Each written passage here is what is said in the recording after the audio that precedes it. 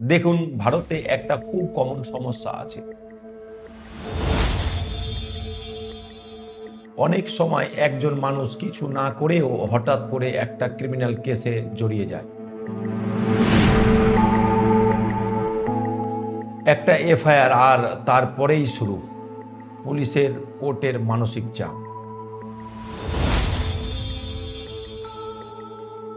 কিন্তু প্রশ্ন হলো, এর থেকে বেরানোর কোনো আইনি উপায় আছে?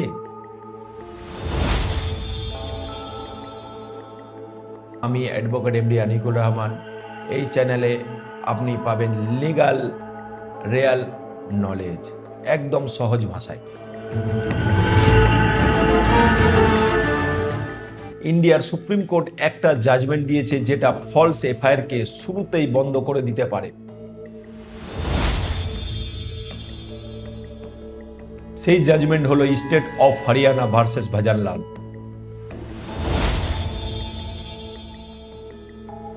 1992 সালে ভজনলাল নামে একজন পলিটিক্যাল লিডার এর বিরুদ্ধে এফআইআর হয়। তিনি বললেন এই এফআইআর পুরোপুরি মিথ্যা।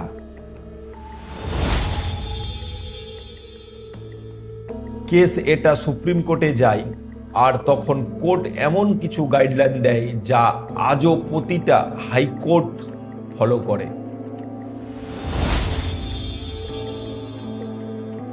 সহজ ভাষায় বলে, হাইকোর্টের কাছে একটা বিশেষ পাওয়ার আছে, 482 সিআরপিসি। এই পাওয়ার ইউজ করে কোর্ট এফআইআর পুরোপুরি ক্যান্সেল করে দিতে পারে। সেকশন মানে ট্রায়াল শুরু হওয়ার আগেই কেস শেষ হয়ে যেতে পারে।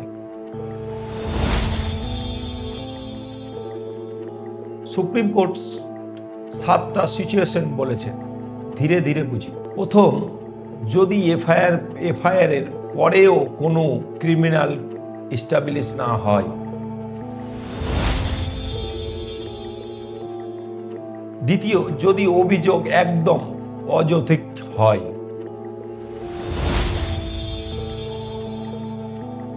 তৃতীয়, যদি কোনো এভিডেন্স না থাকে।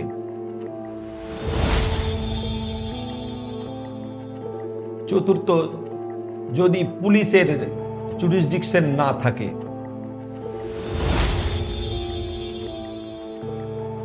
পঞ্চম, যদি ল নিজেই এই কেসকে এলাও না করে।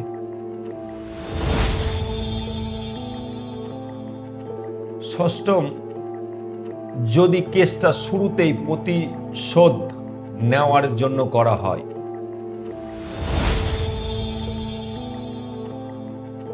সপ্তম, যদি পুরো প্রসেসটাই মিসইউজ হয়। এই 7টার মধ্যে একটা কন্ডিশনও ম্যাচ করলেই এফআইআর বাতিল।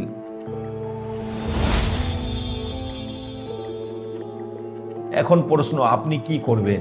স্টেপ 1, এফআইআর কপি সংগ্রহ করুন।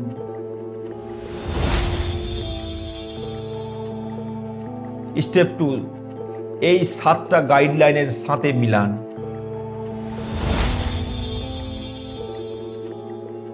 স্টেপ 3, হাইকোর্টে সেকশন 482 পিটিশন করুন। এই ধরনের পলিটিক্যাল লিগ্যাল নলেজ পেতে আজাদ বল বাংলাকে সাবস্ক্রাইব করুন।